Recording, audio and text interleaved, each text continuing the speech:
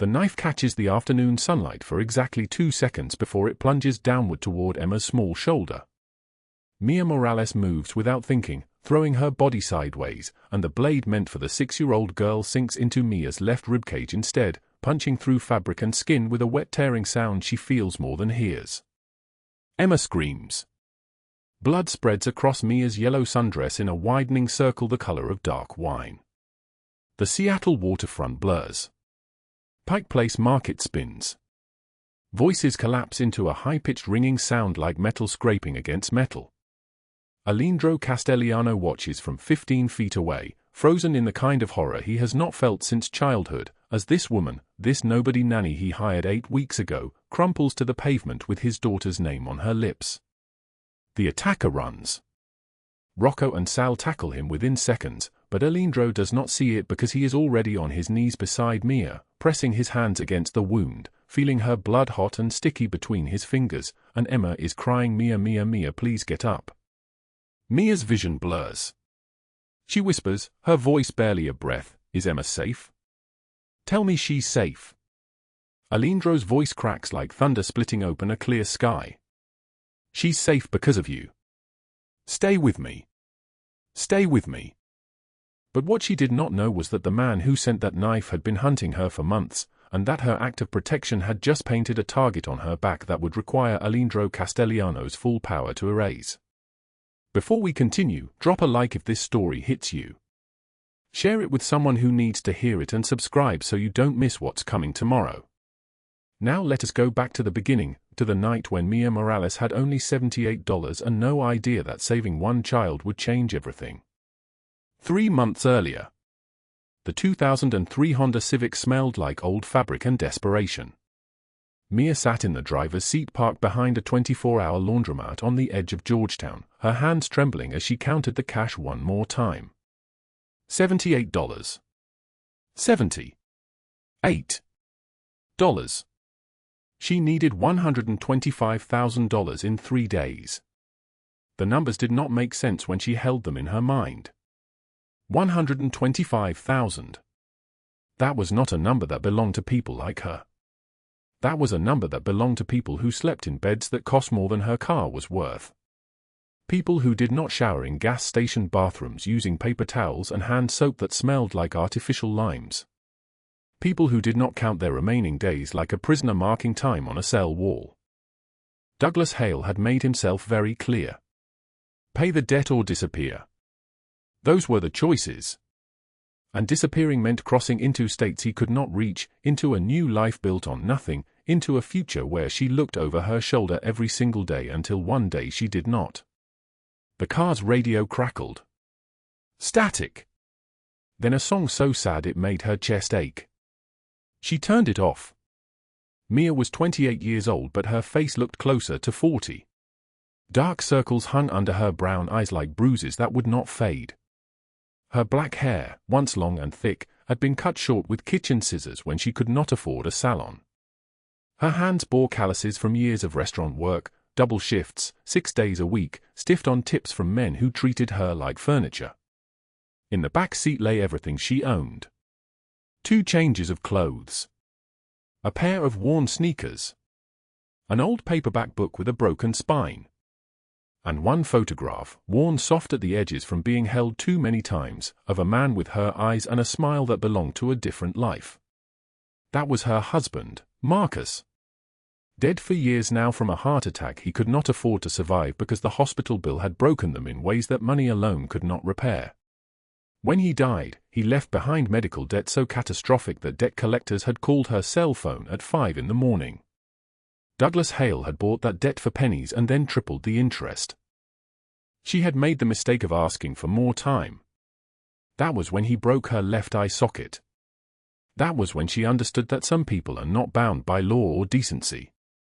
Some people are bound by nothing except appetite. The rain started at 3:22 in the morning. It came down in sheets that hammered against the car roof like 1,000 tiny fists demanding entry. Mia could not sleep.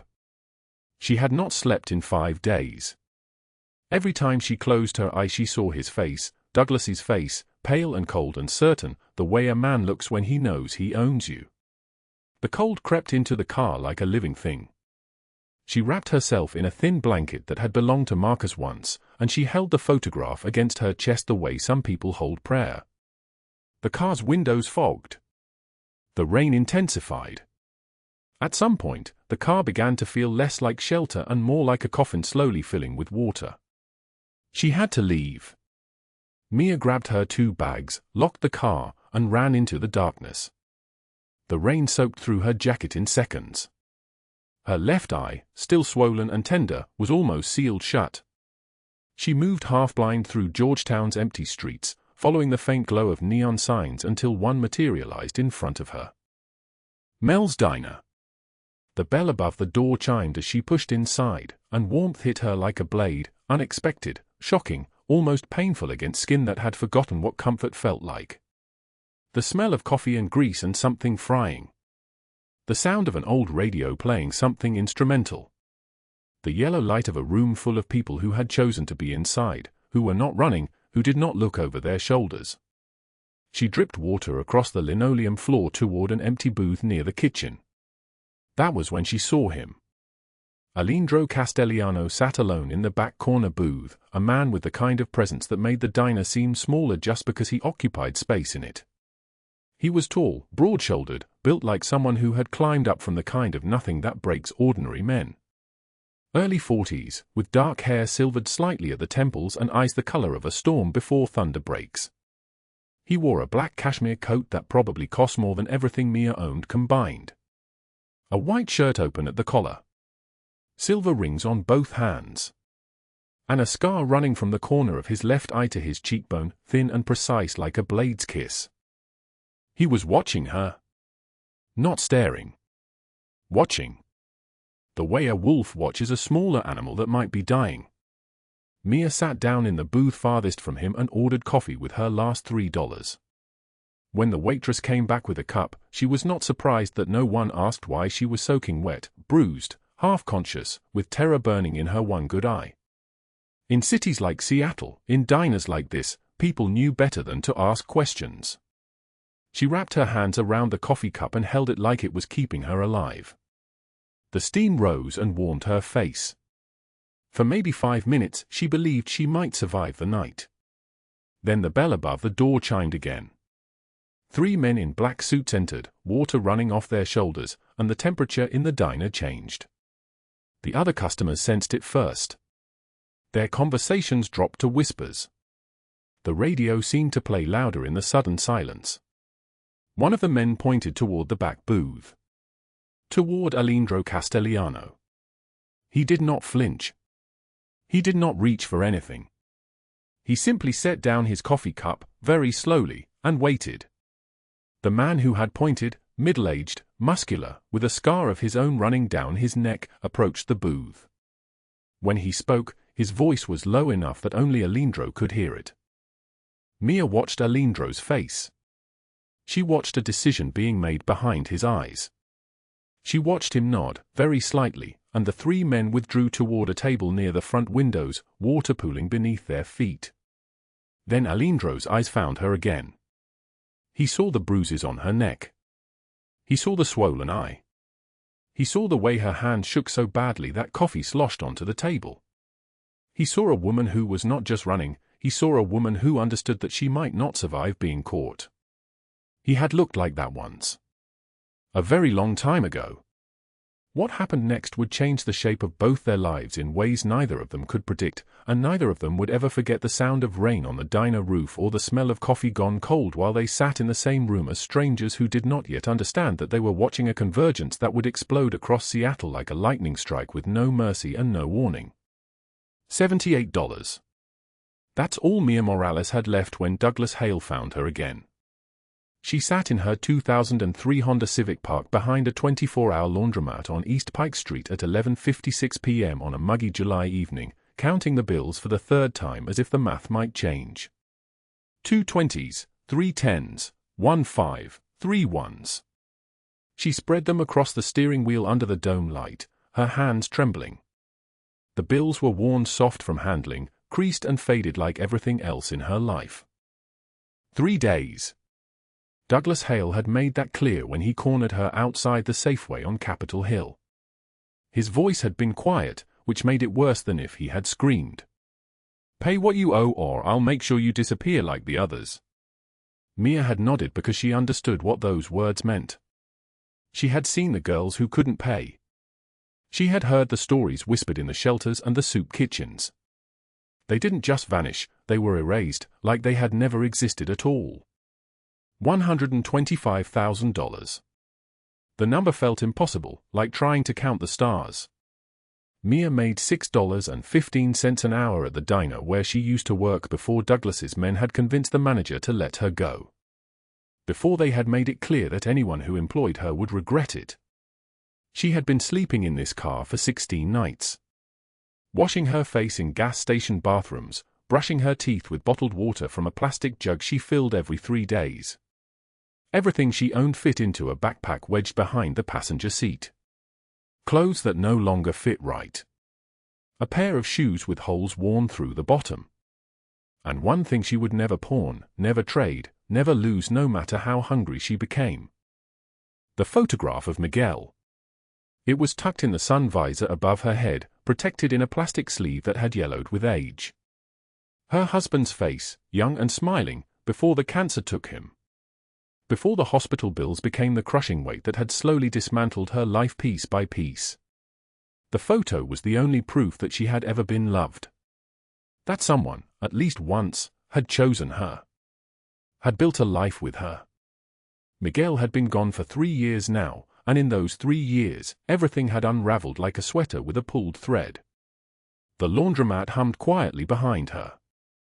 Through the windshield, Mia could see the rows of washing machines, each one holding someone's clothes, someone's life.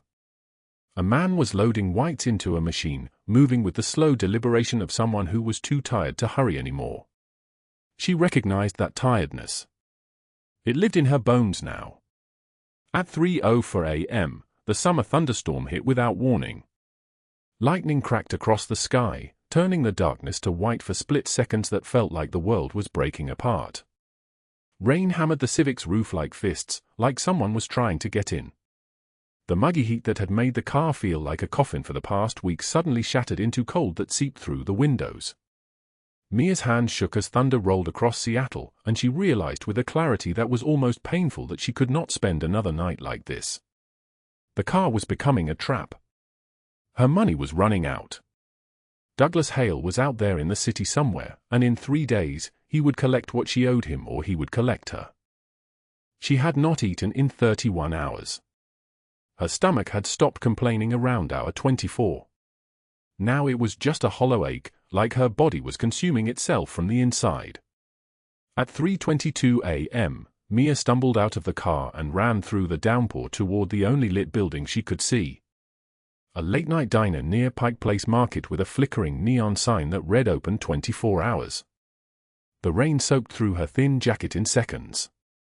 Her hair plastered against her face. She pushed through the glass door, water running off her shoulders and pooling beneath her feet.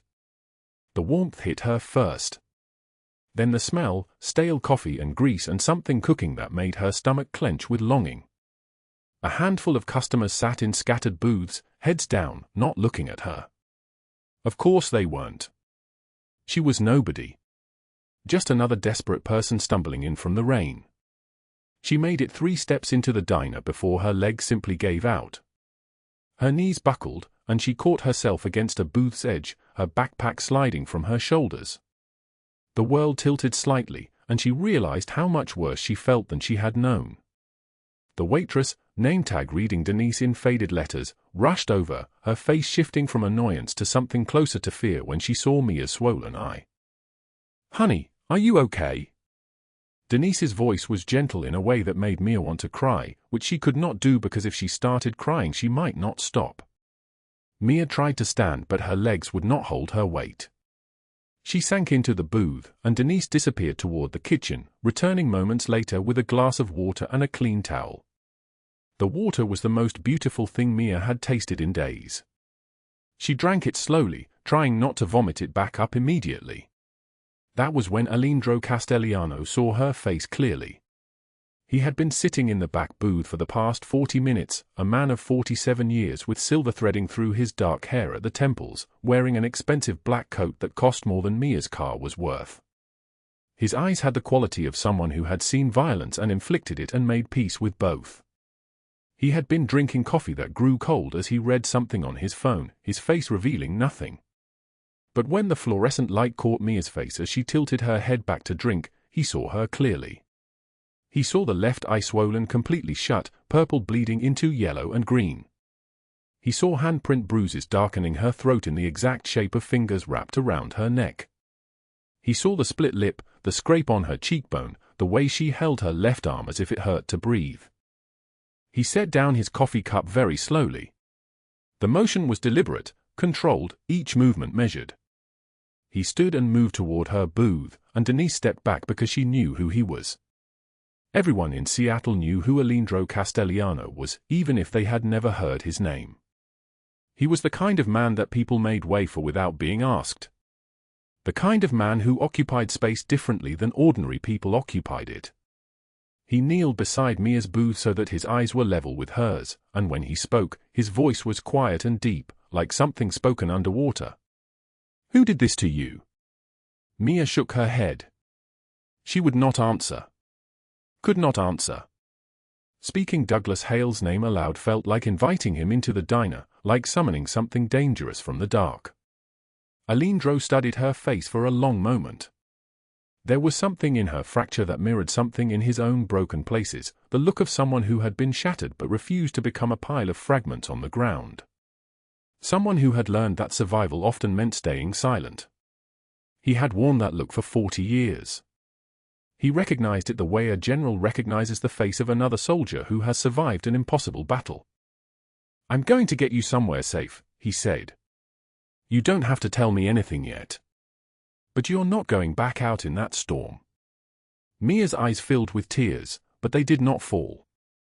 She had learned how to hold tears inside herself. How to let them dissolve back into her bloodstream instead of letting anyone see them. "I don't have money for a room," she whispered. "I didn't ask if you did," Aleandro said. He stood and moved to the counter, where he left bills beside the register without counting them. The gesture was careless in a way that made it clear he did not think about money the way Mia thought about money.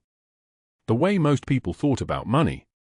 To him, it was simply a tool, like a key or a car. It opened doors. Mia wanted to refuse. She wanted to leave the diner and walk back into the rain and disappear the way she had been disappearing slowly for 3 years. But her body had other ideas. Her body was collapsing. Her body was demanding shelter and warmth and something that tasted like mercy. Flashback 3 days earlier. For 17 p.m. on a rain-soaked crosswalk near Pioneer Square. The rain that day had been soft and cool, the kind of rain that felt almost gentle. The kind that made people slow down and think about the fragility of things. A little girl in a yellow raincoat stood at the edge of the curb, her attention fixed on a toy car that had dropped and rolled into the street. She was 6 years old, with dark curls and the kind of innocent determination that children have when they decide they want something. Her name was Emma Castellano. The nanny who was supposed to be watching her was on her phone, texting, not paying attention.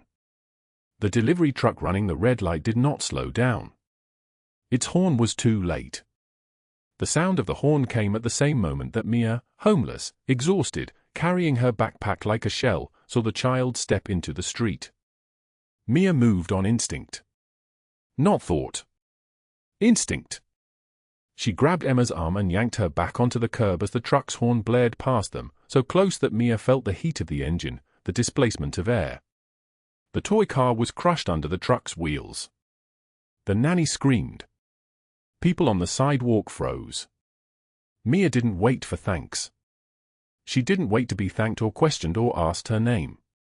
She simply disappeared into the crowd, blending back into the invisible stream of homeless people and desperate people and people who had learned how to be seen and unseen at will.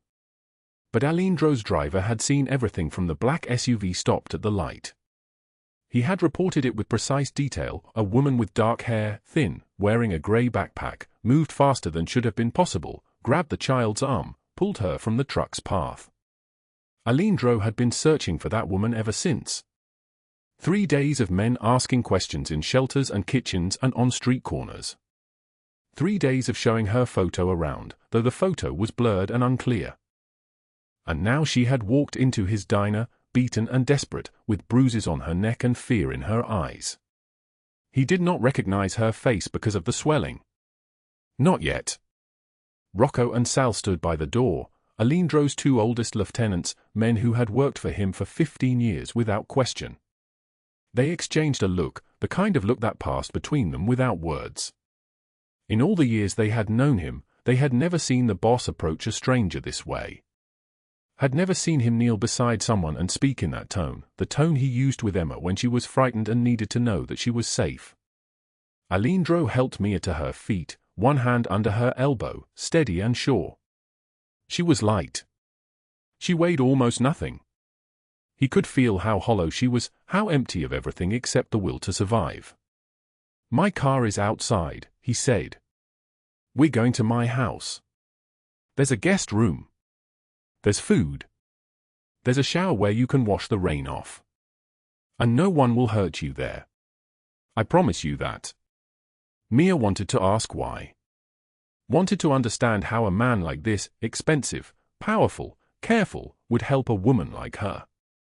But the words wouldn't come. Instead, she nodded. Instead, she let him guide her toward the door. Rocco and Sal followed a step behind, their presence a wall of dark suits and careful attention. Outside, the rain was beginning to ease, though the sky was still heavy with clouds. Aleandro's black SUV was parked at the curb, the engine running, the heater already warming the interior. He helped Mia into the back seat and sat beside her, the leather seat cold beneath them. In the front, Rocco started driving. Sal turned slightly in the passenger seat and looked back at the boss and the battered woman, and something in his chest tightened. Something was changing. He could feel it the way you could feel weather changing before you saw the storm arrive. What happened next would alter everything. The morning light filtered through the safe house windows in pale strips, falling across Mia's face as she woke on the couch. For a moment, she didn't remember where she was. Then the smell of coffee reached her, real coffee, not the bitter lukewarm liquid from gas station pumps, and her eyes opened to a kitchen where Aleandro Castellano stood at the stove with a spatula in his hand. Rocco leaned against the doorframe, watching. Sal stood by the window, maintaining his silent watch of the street below. But both men stared at their boss with an expression somewhere between shock and disbelief. In 15 years of working for Aleandro Castellano, neither had ever seen him cook. Mia sat up slowly, every muscle protesting. The blanket he had draped over her the night before slipped to her waist. She wore the same clothes, borrowed from a spare drawer, still slightly too large, and her body ached with the particular exhaustion that came from sleeping fitfully, half convinced she would wake up back in her Honda. "Eggs," Aleandro said without turning from the stove. "You need protein. You're too thin." The way he said it wasn't unkind. It was observational, the way a man who had survived absolute poverty might observe another person's deprivation. He slid a plate onto the small kitchen table in front of her. Scrambled eggs. Toast. A glass of orange juice. Things that seemed impossibly abundant. Mia stared at it. "Eat," he said. She picked up the fork. Her hand trembled slightly. The eggs were warm, perfectly cooked, nothing fancy, and she had to force herself to eat slowly, knowing her stomach wouldn't tolerate anything more than small bites after weeks of rationing. Aleandro sat across from her. He watched. Not in a threatening way, but with the attention of someone cataloguing damage, assessing injury the way a veterinarian might assess a wounded animal brought to shelter. "You should know about my daughter," he said quietly. "Since you'll be living in my house." Mia's fork paused halfway to her mouth. "Emma is 6 years old," Aleandro continued. "Her mother died when she was born. Infection they didn't catch in time. I was there when it happened. I watched her slip away while nurses stood there with apologies." His jaw tightened. "It's been the two of us ever since." Mia swallowed her eggs. Something in his voice, a wound beneath the words, made her lean forward slightly. "She's everything to me," he said. "When I thought I might lose her in that crosswalk, when I saw that truck coming and saw her about to be hit, something broke in me. But then you ran. You didn't think. You just moved." Rocco exchanged a glance with Sal across the kitchen. Neither had heard their boss speak about Emma's mother in years. "She's lucky," Mia whispered. "To have a father who loves her like that." Aleandro's dark eyes fixed on hers. "I grew up in South Seattle in a 2-bedroom apartment with a man who drank until the house smelled like a distillery. My father broke my ribs when I was 9 because I burned dinner. He shattered the bones in my left hand when I was 12 because I talked back." He held up his left hand. The knuckles were scarred, the fingers slightly bent. "I clawed my way out of that house. Built everything you see. And I made myself a promise that no child would ever wonder if their father loved them. No child would ever know hunger in their own home. No child would ever flinch when a door opened." Mia's good eye glistened with tears she hadn't cried in months. "What about you?" Aleandro asked. "What did you need?" And Mia told him. The words came out broken and fragmented, like shattered glass she couldn't quite put back together. "Miguel, construction worker, kind. The cancer diagnosis 3 years ago. The $125,000 experimental treatment not covered by insurance. The desperate internet search that led to Douglas Hale's doorstep, the man who lent money to people that banks wouldn't touch, at rates that compounded like poison spreading through water. The treatment failed anyway," she said. Her voice was barely audible. "He died 14 months ago. And Douglas said the debt transferred to me." Aleandro's expression didn't change, but Rocco's hand moved toward his phone. The name Douglas Hale carried weight in Seattle's underworld, whispers of missing women, of operation routes that moved through the Pacific Northwest like a disease. "How much?" Aleandro asked. $125,000, Mia said. "He gave me 3 days to collect it. If I don't pay, he said he would make me disappear like the others." Silence settled over the kitchen. The kind of silence that had its own weight, its own presence. "I have $78, Mia continued. Her voice cracked. "That's all I have. I've been sleeping in my car. Working whatever shifts I could find, paying him what I could scrape together, but it's never enough. The interest keeps growing. He keeps adding fees. He said the deadline was this week, but that was 2 months ago and I just kept running." She lifted her hand to touch the handprint bruises on her throat. They were fading, darkening into the color of old storms. "When I wouldn't let him touch me, when I said no, he said I would regret it. He said he would make an example of me. So I took my $78 and I got in my car and I drove until I found that diner." Aleandro stood. He walked to the window where Sal stood. For a moment, he stared out at the street below, the quiet residential neighborhood, the morning traffic, the world continuing as if nothing had changed. "You're going to stay here," he said finally. "You're going to rest. And you're not going to worry about Douglas Hale anymore." "Mia, why?" "I'm nobody. You don't owe me anything." Aleandro turned, and in his hand was his phone. He opened the photo gallery and showed her a grainy image, a woman in a wet jacket pulling a child from a crosswalk as a truck bore down. The quality was poor, captured from security footage, but unmistakable. Emma's blonde hair. The truck's grille filling half the frame. And Mia, mid-movement, her body already committed to the save. "You saved my daughter," Aleandro said. "You didn't know who she was. You didn't wait for a reward. You didn't ask for payment or recognition. You just acted. That's the kind of person I trust with everything." Mia's breath caught. "Emma is the only family I have," he said. "You gave her back to me. Now let me help you." Mia shook her head. "I can't repay you. I don't know how." "I'm not asking you to," Aleandro said. "I'm offering you a job. I need a nanny for Emma." The last person was careless. Inattentive. Emma doesn't need credentials. She needs someone who gives a damn.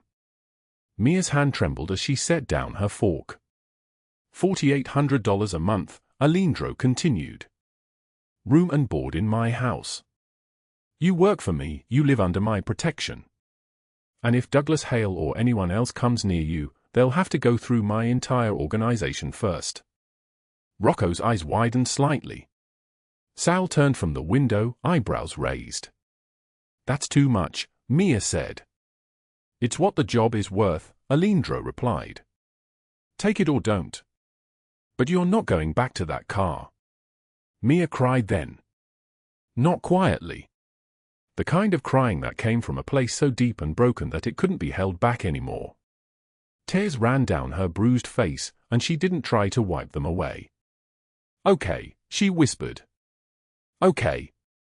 Yes. That afternoon, Aleandro brought Emma to the safe house. The little girl was 6 years old, blonde like her mother must have been, with her father's dark eyes and a cautious way of moving that suggested she had learned early to read a room. She hid behind Aleandro's leg at first when they entered. But then she saw Mia's face. Emma stared at the bruises, the swollen eye, the dark marks on her throat that looked like a crime scene rendered in flesh. Did someone hurt you? Emma asked. Mia nodded. Emma climbed onto the couch beside her without hesitation. She took Mia's hand in both of her small ones and said with the fierce certainty only a 6-year-old could muster, "My papa won't let anyone hurt you anymore. He protects people. He's very good at it." Aleandro stood in the doorway, watching them together. Rocco caught sight of his expression and felt something shift in his chest. In 15 years of working for Aleandro Castellano, in 15 years of watching him build an empire through ruthlessness and strategy and careful control, he had never seen his boss look at anyone the way he looked at this bruised, broken woman. Not since Emma's mother died. 3 blocks away, in a penthouse office overlooking Elliott Bay, Catherine Mercer sat at a glass desk and studied a photograph on her monitor. 43 years old, blonde, wearing a white pantsuit that cost more than most people made in a month, she radiated the kind of polished power that came from inherited wealth combined with absolute ruthlessness. Across from her sat Douglas Hale, a wiry man with cold eyes, scarred knuckles, and a smile that never reached those eyes. He drummed his fingers on the armrest of his chair. "The Morales woman is a problem," Catherine said coolly. She sipped a glass of wine, regarding Douglas over the rim. "She's under Castellano's protection now. Which means she's no longer product. She's leverage." Douglas snarled. "She owes me. I want to make an example." "Making an example," Catherine replied, her voice dropping to something sharp and dangerous, "is how amateurs get buried. We have 63 women in our network across 4 states. Annual revenue of $18 million. One homeless girl is not worth drawing Aleandro Castellano's attention." Douglas's jaw clenched. Catherine set down her wine glass. "But she is useful. If Castellano cares about her, and clearly he does, then we use that. We gather intelligence. We find leverage. Then we apply pressure where it matters." She picked up her phone and made a call. When someone answered, she spoke in a low voice, "I need surveillance on the Fremont safe house. I want to know everyone who comes and goes. And I want a complete file on Mia Morales. Family, friends, anyone she loved, anyone she lost. Everything. We'll need ammunition." The line clicked off. Catherine smiled at Douglas, a smile that had no warmth in it. "We're going to be surgical about this. Which means you will not do anything until I tell you to." That evening, Mia packed the few things she owned into a borrowed suitcase. Everything she had fit into a space smaller than a locker. She held the photograph of Miguel for a long time before sliding it into a frame she'd found in a drawer, a frame that had been waiting for something precious to protect. Aleandro drove her to the main house in Madison Park. The building was large, built in the 1950s and restored with money that showed real hardwood, real stone, real care. A view of Lake Washington stretched across the back, the water reflecting the late afternoon light like scattered coins. Emma ran through the halls the moment they arrived, showing Mia every room. "This is where I read. This is where I eat breakfast. This is where Papa teaches me math. This is your room." The room was simple. Clean. Waiting. "You're going to live with us forever, right?" Emma asked. She looked up at Mia with absolute seriousness. "You won't leave like other people leave." Mia's throat tightened.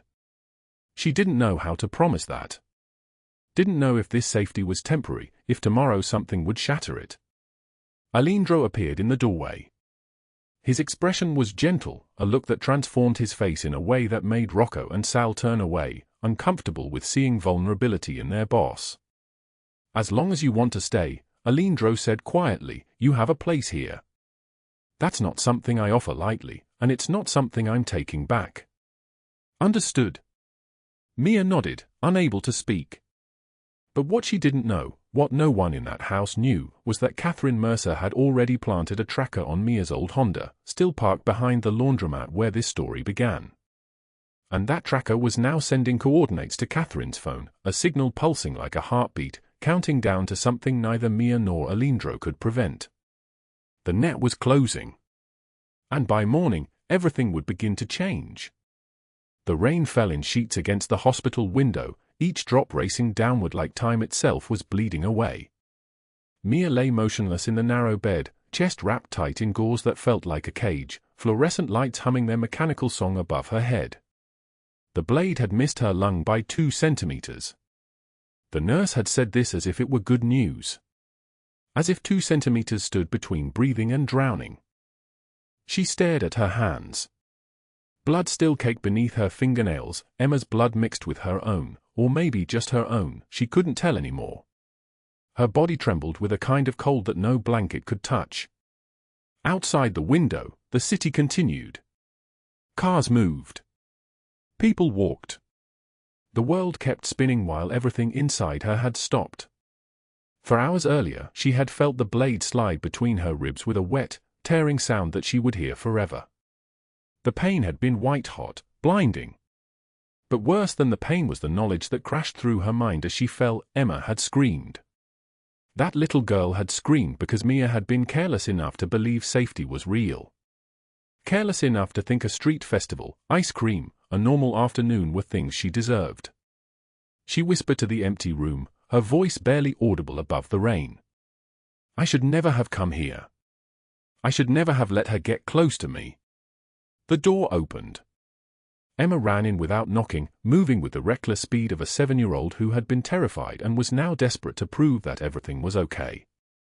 Aleandro followed, his massive frame filling the doorway, and Mia saw something in his face that she had never seen before. Raw fear. The kind of fear that stripped away power and left only a man who might lose something he loved. Emma climbed onto the bed with exaggerated care, mindful of the bandages, and wrapped her small arms around Mia's neck. She sobbed against Mia's shoulder, her whole body shaking. "You saved me. You saved me, Mia. Don't leave. Please don't leave." Mia's eyes flooded. Her arms came around the child without her permission, pulling her close despite the pain that screamed through her ribs. She looked over Emma's head at Aleandro, and he stepped forward, his hand settling on Mia's forehead with a gentleness that contradicted everything his body was: muscle, scar tissue, the physical architecture of a man built for violence. "Listen to me," Aleandro said, and his voice was different too. "Stripped down. That man we caught at the festival. The one with the knife. He talked. Gave us names. Catherine Mercer hired him. She's been working with Douglas Hale the entire time. They wanted you gone because they knew what you meant to me. What you mean to Emma." Mia shook her head. "You can't go after them. They're too powerful. They have lawyers, they have." "They have nothing," Aleandro said, and the steel returned to his voice, cold and absolute. "They hurt you. They tried to hurt my daughter. There is no power on earth that will save them from what's coming." He meant it. She heard it in every syllable. And for the first time since the knife had entered her body, Mia felt something other than despair.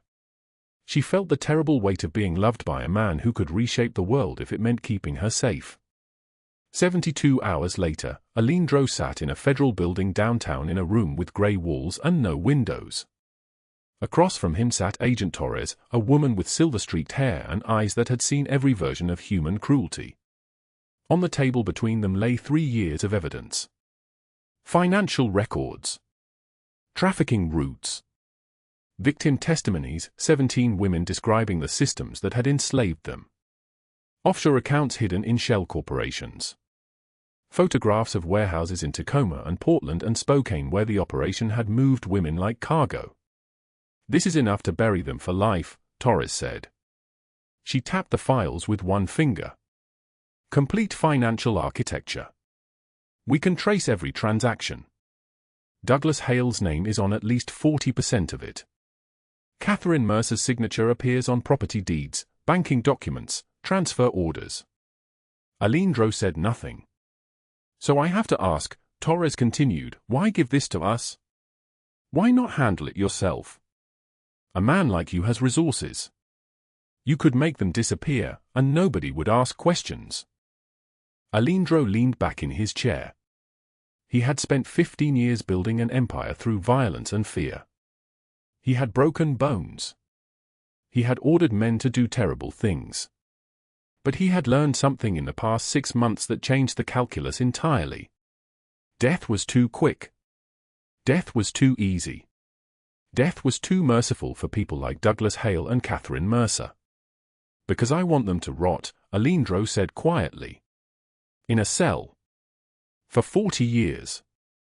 I want them to wake up every morning knowing they lost everything, their empire, their freedom, their futures. I want every woman they ever hurt to see them destroyed in public. I want the world to know what they are. Death is a mercy. Prison is a consequence. Torres nodded slowly. We'll move at dawn. 6 simultaneous raids. Seattle, Tacoma, Portland, and 3 satellite locations. We'll have them in custody before breakfast. The rain had stopped by dawn. The sky was the color of old concrete, and the city was still sleeping when the Federal Bureau of Investigation moved. 12 men in black tactical gear moved like ghosts through the corridors of Douglas Hale's warehouse near the waterfront. Their footsteps echoed on concrete. The door to his private office crashed open, and Douglas was dragged from his bed, a bed that cost more than most people earned in a year, and slammed against the wall. Handcuffs clicked. He screamed obscenities and threats, his voice cracking with panic. You can't do this. I have lawyers. I have rights. I know senators. An FBI agent, young and utterly unmoved by the display, read his rights in a flat, emotionless voice. You are under arrest for human trafficking, racketeering, kidnapping, and conspiracy to commit murder. Douglas Hale collapsed, trembling like a cornered animal, his face transformed by desperation. I'll pay anything. I'll give you names, I'll cooperate, please, you don't understand, I have a daughter. Your daughter's trust fund is frozen, the agent said. And she's already retained a lawyer to separate herself from your assets.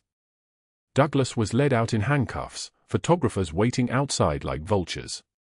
The cameras captured every second, his face twisted in rage and fear, his expensive suit rumpled, his carefully constructed image shattered into 1,000 pieces. Meanwhile, across the city in Catherine Mercer's penthouse in Madison Park, FBI agents entered through the front door with a warrant signed by a federal judge. Catherine was in her study, dressed in a silk robe, her hair perfect, her nails immaculate. She looked up from her desk with confusion that turned to cold rage. Agent Torres stood in the doorway.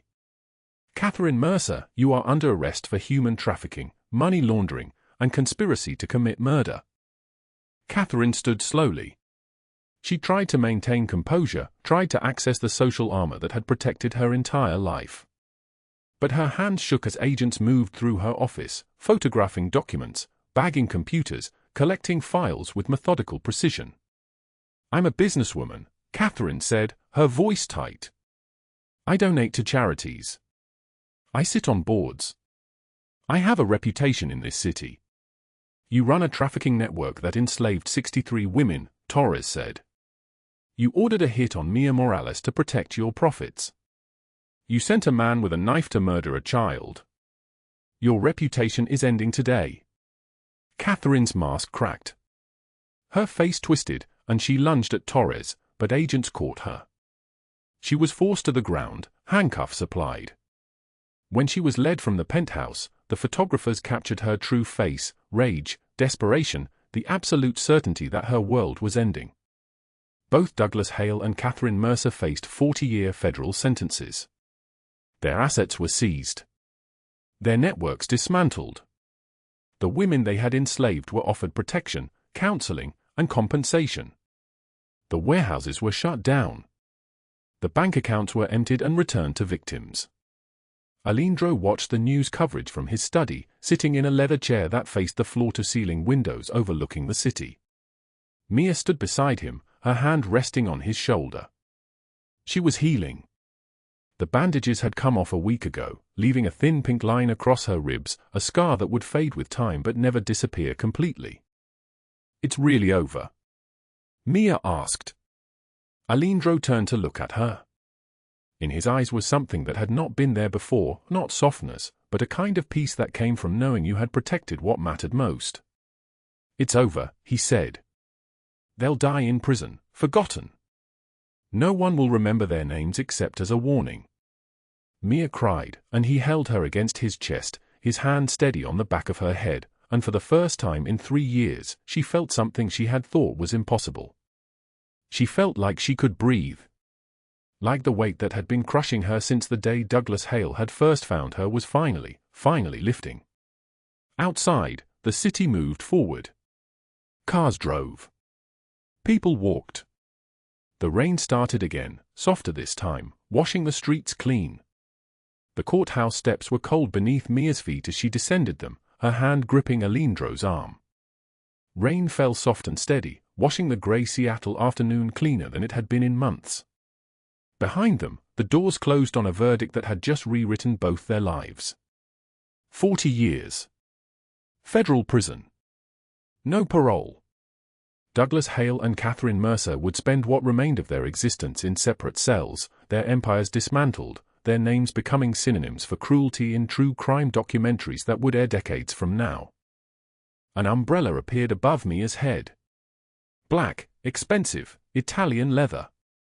Aleandro's hand moved to the small of her back, protective as always, and the photographer's cameras clicked like angry insects. She did not look at them. She looked only at the rain, at the way it reflected the January light, at the freedom that felt too big to hold in her chest. "You were extraordinary in there," Aleandro said, his voice like deep velvet, steady and sure. The umbrella kept the cold from her face, but nothing could keep the trembling from her voice when she answered. "I was terrified," Mia whispered. "I could barely breathe when he looked at me." Aleandro stopped walking. His hand found her chin, tilted her face toward his. His eyes held storms and stillness all at once. "Brave does not mean unafraid, Mia. It means you do it anyway. You looked into the eyes of the man who nearly destroyed you and told the truth. That is not terror. That is courage." The car waited at the curb, a black Mercedes with Rocco standing beside it, his massive frame somehow gentle in the rain. When Mia and Aleandro climbed into the back seat, Emma was there, buckled into her car seat, grinning so wide it seemed her small face could barely contain it. "Vivi! You did it! You told them what happened." Emma's voice was high and clear, unbroken by the weight of what those words meant. She did not understand the trial, not really. She understood only that Mia had stood up and spoken, and that somehow this made the world safer. Mia reached over and squeezed Emma's small hand. The child's fingers wrapped around her own with surprising strength. "We did it together," Mia said. "You were very brave waiting with Rocco and Sal. Can we get ice cream?" Emma asked, already knowing the answer, already believing in a world where ice cream was possible on a day like this. Aleandro glanced at Mia. Some unspoken communication passed between them, the kind that had developed over months of living in the same space, of learning each other's silences. He nodded. "We can get ice cream," he said. The ice cream shop was on Pike Place Market, tucked between a flower vendor and a bookstore. The three of them sat at a small table by the window, watching tourists and locals move through the market with the rhythm of people who had forgotten what it felt like to live in fear. Mia ordered vanilla. Aleandro ordered dark chocolate. Emma ordered cotton candy flavor and managed to get it everywhere, her face, her hands, her dress, and neither of them minded. "Tell her the story about the old dog," Emma demanded, pointing her spoon at Aleandro. Aleandro smiled. It was the kind of smile that still surprised Mia with its tenderness, the softening of a man whose face had been built by hardship and survival into angles that did not know how to bend. But it bent now. For Emma. For her.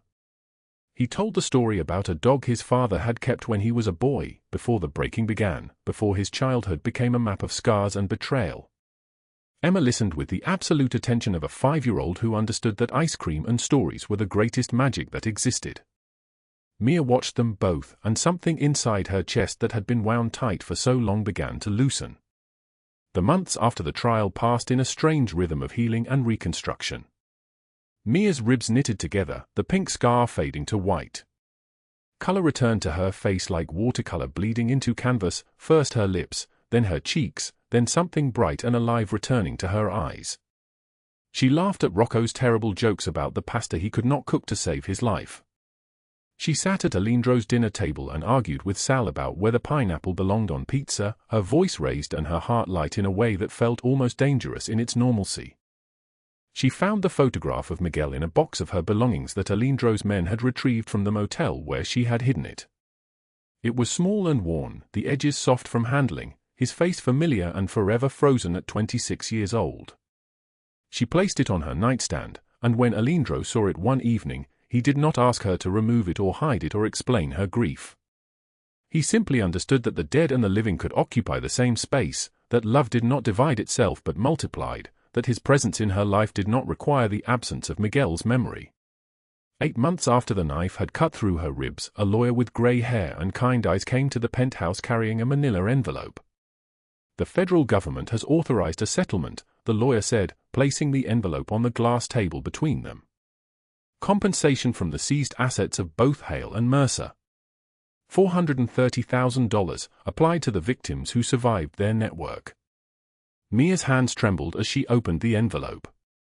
The check was large and official and impossible. She whispered the number aloud, testing it in her mouth like a foreign language. $340,000. The lawyer nodded. "You've earned it. Use it well." She paid off every remaining medical debt from Miguel's hospital stay. She donated $50,000 to the women's shelter that had given her a sandwich when she had nothing. She enrolled in online college courses, dreaming of studying social work, of becoming the kind of person who could reach into darkness and pull others out. The rest she kept carefully, watching it grow in a savings account that had never before held more than $80. 1 year after Aleandro's men had pulled the knife from her body, Mia stood at the floor-to-ceiling windows of her own penthouse in downtown Seattle. The space was hers, purchased with money that had come from the destruction of the people who had tried to destroy her. Evening light, amber and warm, spilled across her face and turned the city below into a landscape of gold and shadow. She held the photograph of Miguel. Her thumb traced his chin, his smile, the space where his life had ended and her impossible survival had begun. "I miss you," she whispered to the photograph. "But I'm okay now. I think you'd be proud." She did not hear Aleandro enter. He had become quieter in recent weeks, more distant, and she had not understood why. The door to the balcony moved on silent hinges. He cleared his throat, and Mia turned. Aleandro stood in the doorway of her penthouse, his hands in his pockets, his expression unreadable except for one thing: he looked nervous. She had never seen him nervous. She had seen him command rooms and make decisions that affected hundreds of lives. But this was different. This was vulnerability. "Can we talk?" he asked. They moved to the balcony. The Seattle skyline glittered around them like diamonds scattered across black velvet. Wind moved through the space between them, carrying the smell of rain that had not yet fallen, the promise of another storm. Aleandro was silent for a long moment. When he spoke, his voice was different, thinner, more human, stripped of the authority that usually shaped his words. "I need to tell you something I should have said a year ago," he began. "On the night you collapsed in my diner at 3:22 in the morning, bleeding and broken, I recognized something in you. I saw myself. Someone who had survived hell and refused to quit. I told myself I was helping you because you saved Emma. That was true. But it was not the whole truth." Mia's breath caught in her throat. She said nothing, waiting. "I have spent my entire life building walls," Aleandro continued. "My father broke my bones for sport when I was a child. I swore I would never let anyone close enough to hurt me again. Then you walked into my life, and you threw yourself in front of a knife for my daughter without hesitation. You bled on my diner's checkered floor and asked if Emma was safe before you asked if you would survive. And I realized that the walls I built to protect myself were also keeping out the only thing that makes life worth living." Mia whispered his name, but he raised his hand gently. "I love you," Aleandro said. The words fell between them like stones dropped into still water. "I have loved you since that storm, maybe before. I love you because you see the darkness in me and choose to stay anyway. I love you because you are the bravest person I have ever known. If you will let me, I want to stay for you. For the rest of my life." Mia looked at the photograph of Miguel in her hand, then back at Aleandro. Her voice, when it came, was steady. "Miguel was my first love," she said. "He will always be part of me. But he is gone. And you gave me a reason to keep living when I had nothing left. You saw me when I was invisible. You protected me when I was defenseless. I love you too. I think I have for a long time." Aleandro closed the distance between them. His hand cupped her face with the same gentleness he always showed her, as if she might break, as if her fragility was sacred to him. When he kissed her, the city fell away. There was only the two of them and the rain that was finally beginning to fall, soft and clean and forgiving. 6 months later, in a garden overlooking Puget Sound, they married. Emma walked ahead of Mia, scattering rose petals everywhere, grinning with the joy of a child who understood that this meant her family was official now, real in a way that documents and courts could verify. Rocco and Sal stood as witnesses, both men visibly emotional in a way that would have shocked anyone who had known them before. Mia wore a simple white dress. When she said "I do," her voice did not shake. And on their balcony, 1 year after the knife had tried to steal her future, Mia and Aleandro stood with Emma between them, each holding one of her small hands. The sunset painted Seattle in shades of orange and pink and gold. Emma ran between them, laughing, and they each took one of her hand, a unit, a family, a choice that had been made and remade every single day. "A year ago I was sleeping in my car, counting $78 and praying for a miracle," Mia said. Aleandro turned to her. "You did not need a miracle. You needed someone to see you. And I did."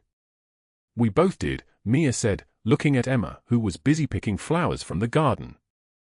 "Family is not always bound by blood but by those who choose to stay when the storm arrives." Mia Morales learned that the hard way, through poverty, through violence, through a knife meant for a child she barely knew. But she also learned that the people worth keeping are the ones who see you at your worst and choose to stay anyway. Aleandro Castellano spent his life building walls to survive, but Mia taught him that survival is not the same as living. And Emma Castellano learned that sometimes the best families are the ones we build from broken pieces. If this story moved you, hit that like button. Share it with someone who needs to hear it. Subscribe so you do not miss the next one. And remember this, no matter how dark your storm, there are people who will choose to stay. You just have to let them in. Drop a comment telling us what you think of Mia's journey. What would you have done in her place? We read every single comment. A new story drops tomorrow. Do not miss it. Thank you for staying with us until the very end. Goodbye, and we will see you again in the next video.